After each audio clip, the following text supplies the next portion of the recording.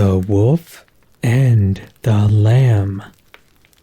A wolf, meeting with a lamb, astray from the fold, resolved not to lay violent hands on him, but to find some plea which should justify to the lamb himself his right to eat him.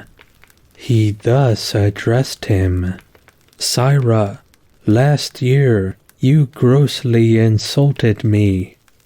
"Indeed," bleated the lamb in a mournful tone of voice, "I was not then born." "Then," said the wolf, "you feed in my pasture." "No, good sir," replied the lamb, "I have not yet tasted grass."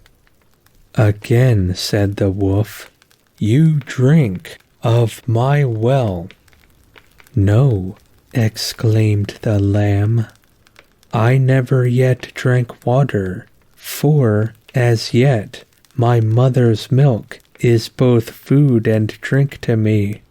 On which the wolf seized him and ate him up, saying, "Well, I won't remain supperless, even though you refute every one of my imputations."